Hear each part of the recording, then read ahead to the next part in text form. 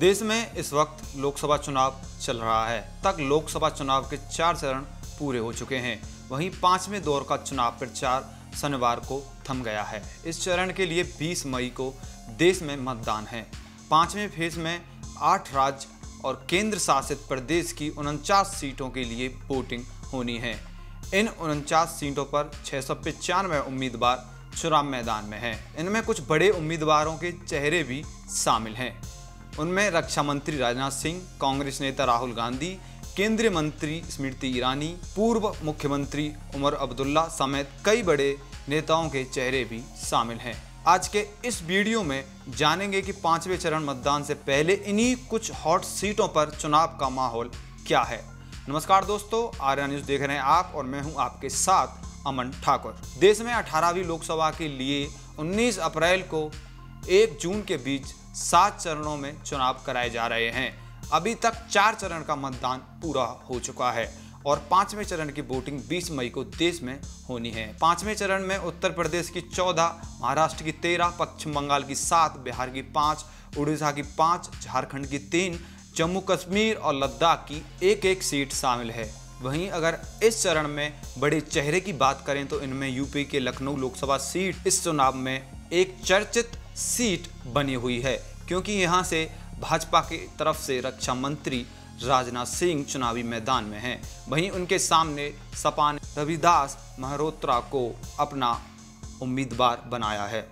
मंत्री रह चुके मेहरोत्रा फिलहाल लखनऊ मध्य विधानसभा सीट से सपा के विधायक भी हैं। उधर बसपा ने लखनऊ में सरवर मलिक को अपना प्रत्याशी बनाया है। साल 2019 की अगर हम बात करें तो लोकसभा चुनाव में सीट पर भाजपा से राजनाथ सिंह जीते थे।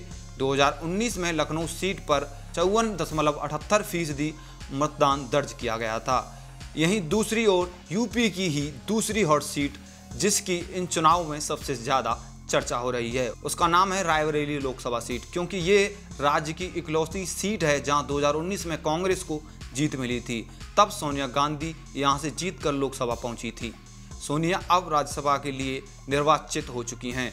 कांग्रेस ने काफ़ी इंतजार के बाद रायबरेली से राहुल गांधी को चुनावी मैदान में उतारा है। वहीं बीजेपी ने भी लंबे इंतजार के बाद यहां से दिनेश प्रताप सिंह को अपना प्रत्याशी घोषित किया है। एमएलसी दिनेश प्रताप फिलहाल योगी सरकार में मंत्री हैं। 2019 में रायबरेली सीट पर कांग्रेस की तरफ से सोनिया गांधी ने भाजपा के दिनेश प्रताप को ही हरा दिया था। अगर यहाँ की मतदान प्रतिशत की अगर हम बात करें तो पिछले चुनाव में यहाँ 14.08% मतदान हुआ था।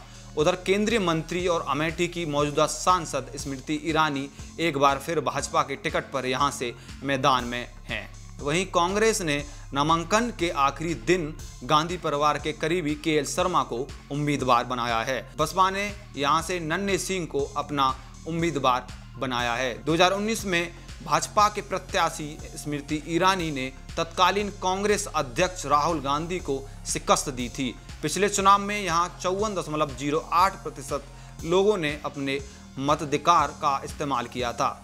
सारण लोकसभा सीट पर एनडीए और महागठबंधन के बीच कांटे की टक्कर है। एनडीए की ओर से बीजेपी प्रत्याशी राजीव प्रताप रूडी और महागठबंधन की ओर से आरजेडी सुप्रीमो लालू प्रसाद यादव की बेटी रोहिणी आचार्य के बीच मुकाबला है। एक और पिछले 2 बार से सांसद रहे राजीव प्रताप रूडी तीसरी बार जीत का दावा कर रहे हैं, तो रोहिणी आचार्य पहली बार मैदान में उतरी हैं। यहाँ 2019 में 56.50% मतदान हुआ था। इस समय कश्मीर की वादियों में पहाड़ों पर भले ही बर्फ गिर रही है, लेकिन यहाँ का सियासी पारा गर्म है। कश्मीर की बारामूला सीट पर पूर्व मुख्यमंत्री उमर अब्दुल्ला चुनाव लड़ रहे हैं, जिसके चलते यहाँ सीट खास हो गई है। उमर के सामने महबूबा मुफ्ती की पार्टी पीडीपी से फैयाज अहमद पिछले चुनाव में यहाँ सीट नेशनल कॉन्फ्रेंस के अकबर लोन से जीती थे।